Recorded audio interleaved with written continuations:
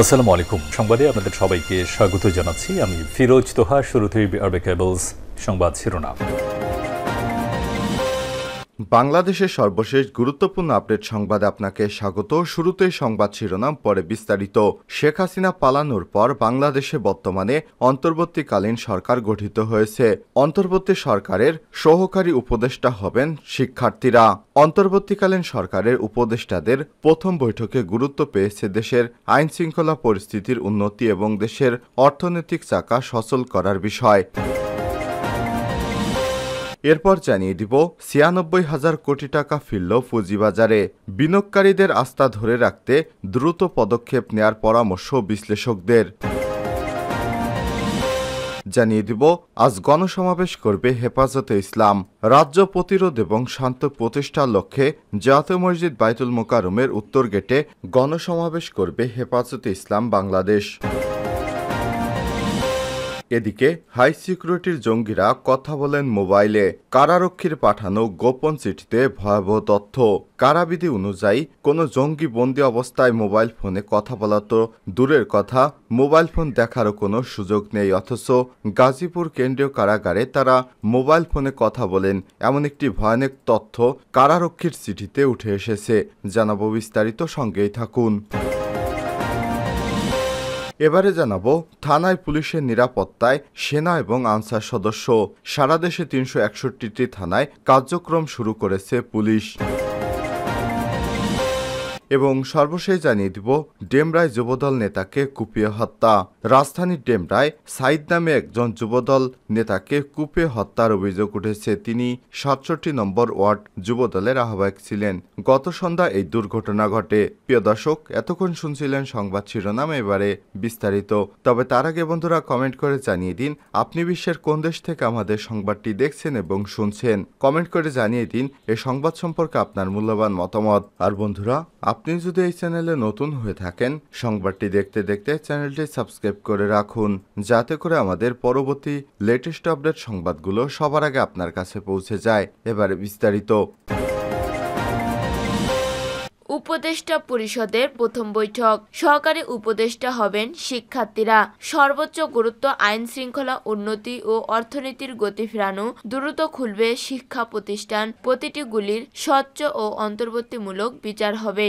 অন্তর্বর্তীকালীন সরকারের উপদেষ্টাদের প্রথম বৈঠকে গুরুত্ব পেয়েছে দেশের আইন শৃঙ্খলা পরিস্থিতির উন্নতি এবং অর্থনীতির চাকা সচল করার বিষয়। অর্থনৈতিক কর্মকাণ্ডে গতিশীলতা ফিরিয়ে আনতে বিস্তারিত আলোচনা হয়েছে। উপদেষ্টাদের পাশাপাশি সব মন্ত্রণালয় কাজের ক্ষেত্রে আন্দোলনকারী শিক্ষার্থী প্রতিনিধিদেরও সম্পৃক্ততা করা হচ্ছে। শুক্রবার দুপুরে রাষ্ট্রীয় অতিথি ভবন যমুনায় অন্তর্বর্তীকালীন সরকারের উপদেষ্টা পরিষদের প্রথম আনুষ্ঠানিক বৈঠক হয়। বৈঠকে সভাপতিত্ব করেন প্রথম উপদেষ্টা ডক্টর মোহাম্মদ ইউনূস। বাকি উপদেষ্টারা ছাড়াও এতে ৩ বাহিনীর প্রধান, পুলিশ মহাপরিদর্শক সহ বিভিন্ন মন্ত্রণালয়ের সচিবরা অংশ নেন। পরে বৈঠকের বিষয়টি সাংবাদিকদের বিস্তারিত জানান পরিবেশ, বন ও জলবায়ু পরিবর্তন এর উপদেষ্টা সৈয়দা রেজওয়ান হাসান এবং ডাক, টেলিযোগাযোগ ও তথ্য প্রযুক্তির উপদেষ্টা মোহাম্মদ নাহিদ ইসলাম। এ সময় আরও উপস্থিত ছিল যুব ও ক্রীড়া মন্ত্রণালয়ের উপদেষ্টা আসিফ মাহমুদ সজীব ভূঁইয়া। সৈয়দা রেজওয়ান হাসান বলেন, আমরা যারা দায়িত্ব নিয়েছি আমাদের সব মন্ত্রণালয় পরিচালনার ক্ষেত্রে শিক্ষার্থীরা সম্পৃক্ততা থাকবেন। কিভাবে তারা সম্পৃক্ত থাকবেন, এর কাঠামো কি হবে, এটা আমার পরবর্তী সময়ে চিন্তা করব। মোহাম্মদ নাহিদ ইসলাম বলেন, উপদেষ্টাদের সঙ্গে সহকারী উপদেষ্টা পদ সৃষ্টি করে শিক্ষার্থীদের কাজের সুযোগ তৈরি নিয়ে আলোচনা হচ্ছে। ৯৬,০০০ কোটি টাকা ফিরল পুঁজিবাজারে। বিনিয়োগকারীদের আস্থা ধরে রাখতে দ্রুত পদক্ষেপ নেওয়ার পরামর্শ বিশ্লেষকদের। দীর্ঘ ১৬ বছরের একটানা ক্ষমতায় ন্যাক্কারজনক অবসান হয়েছে। একটা চরম অস্থিরতায় ছিল দেশের মানুষের মতো পুঁজিবাজারের সাধারণ বিনিয়োগকারীরা। পুঁজিবাজারে অস্বাভাবিক পতনের খেলা তারা বিনিয়োগের প্রাণ বাঁচাতে স্বল্প মুনাফায় তুলে নেয় অর্থগুলো।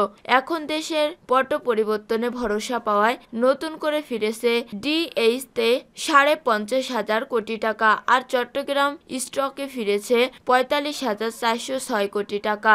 দেশের রাজনৈতিক স্থিতিশীলতা ও উন্নত শাসন ব্যবস্থার আশায় বিনিয়োগকারীদের মধ্যে আস্থা ফিরে এসেছে। মৌলভিত্তিক কোম্পানিগুলোকে বিনিয়োগে উৎসাহিত হচ্ছে, যার প্রভাব বাজারে প্রতিফলিত হচ্ছে বলে পুঁজিবাদরা সংশ্লিষ্টরা মনে করেছে। বিদায়ী সপ্তাহের লেনদেনের তথ্য বিশ্লেষণে দেখা যায়, ক্ষমতার পট পরিবর্তনে একটা পূর্বাভাসের হাওয়া স্পষ্ট করে দেশের পুঁজিবাজারে, ফলে সেখানে ফিরতে উদ্বুদ্ধ হন সাধারণ বিনিয়োগকারীরা। প্রতিদিনই সাধারণ ও প্রাতিষ্ঠানিক বিনিয়োগকারীরা আসা শুরু করেছে, কিন্তু সেই অনুপাতে নেই বিক্রেতা। লাভের আশায় সবাই এখন শেয়ার ধরে রেখেছে। ঢাকা স্টকে 85% ক্রেতার কেনার চাপের বিপরীতে বিক্রেতা ছিল মাত্র 15%। চাহিদার কারণে দাম বেড়েছে শেয়ার ও মিউচুয়াল ফান্ডগুলোর। ঢাকা স্টকে প্রধান সূচক 590.87 পয়েন্ট, ডিএইচ 30 সূচক 231.88 পয়েন্ট, সরিহা সূচক 109.53 পয়েন্ট ফিরে পেয়েছে, কিন্তু এসএম সূচনাটি এই জোরের 74.47 পয়েন্ট হারিয়েছে। আজ গণসমাবেশ করবে হেফাজত। রাজ্য প্রতিরোধ ও শান্তি প্রতিষ্ঠার লক্ষ্যে জাতীয় মসজিদ বায়তুল মোকাররমের উত্তর গেটে সমাবেশ করবে হেফাজত। আজ শনিবার বিকেল 3টায় এই গণসমাবেশ করবে হেফাজত। শুক্রবার রাত 9টা-12টার দিকে বিষয়টি নিশ্চিত করেন সংগঠনটির যুগ্ম মহাসচিব মাওলানা আজিজুল হক ইসলামিয়াবাদী। তিনি জানান, দেশে চলমান নৈরাজ্য প্রতিরোধ ও শান্তি প্রতিষ্ঠার লক্ষ্যে হেফাজতে ইসলাম বাংলাদেশ উদ্যোগে শনিবার বিকাল 3টায় বায়তুল মোকাররমের উত্তর গেটে গণসমাবেশ শুরু হবে। সমাবেশে সংগঠনের শীর্ষ নেতৃবৃন্দরা উপস্থিত থাকবেন। এতে দেশের ধর্মপ্রাণ জনতা ও আলেম উলামাদের অংশ নেয়ার জন্য তিনি উদ্যত আহ্বান জানান। কারারক্ষীর পাঠানো গোপন চিঠিতে ভয়াবহ তথ্য। হাই সিকিউরিটির জঙ্গিরা কথা বলেন মোবাইলে। কারাবিধি অনুযায়ী কোনো জঙ্গি বন্দি অবস্থায় মোবাইল ফোনে কথা বলার সুযোগ নেই, অথচ বন্দি বিদ্রোহের সময় তারা মোবাইলেও ভিডিও করেছে। গাজীপুরের কাশিমপুর হাই সিকিউরিটি সেলে ব্লগার হত্যা মামলার জঙ্গি আসামিদের মোবাইল ফোন চালানোর সুযোগ করে দেওয়া হয়েছিল।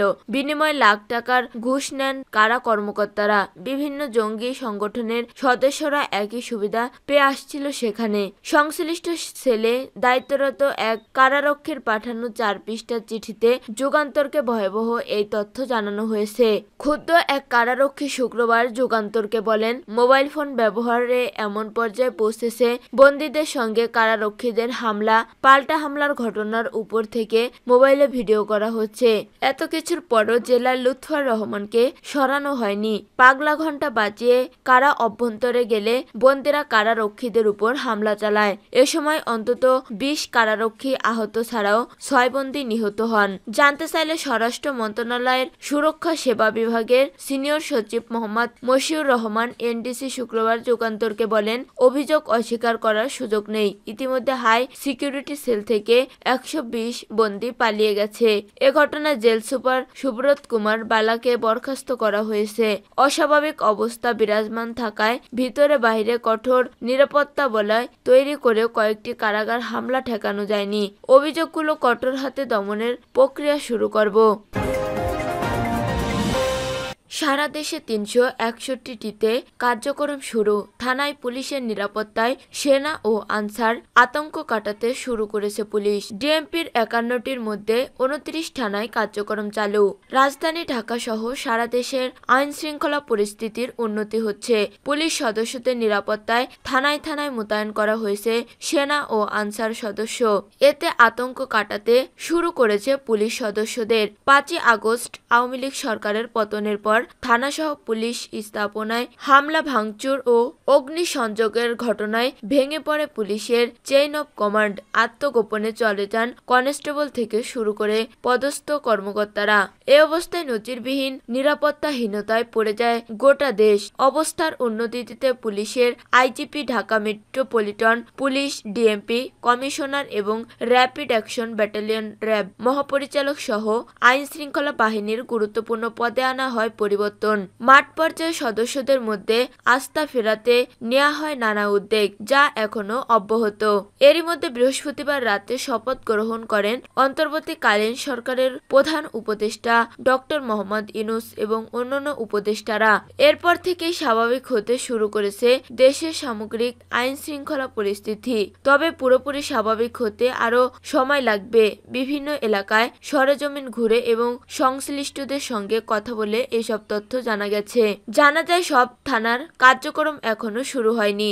রাজধানীর 51টি থানার মধ্যে শুক্রবার 29টি থানার কার্যক্রম শুরু হয়। পুলিশ সদর দপ্তর এবং ডিএমপি সদর দপ্তর সহ পুলিশের বিভিন্ন স্থাপনায় এদিন কম বেশি পুলিশ সদস্য উপস্থিত ছিলেন। শুক্রবার রাতে এক বিজ্ঞপ্তিতে পুলিশ সদর দপ্তর জানিয়েছে 110টি মেট্রোপলিটন থানার মধ্যে 70টি এবং রেঞ্জের 529টি থানার মধ্যে 291টি সর্বমোট 361টি থানার কার্যক্রম চালু হয়েছে।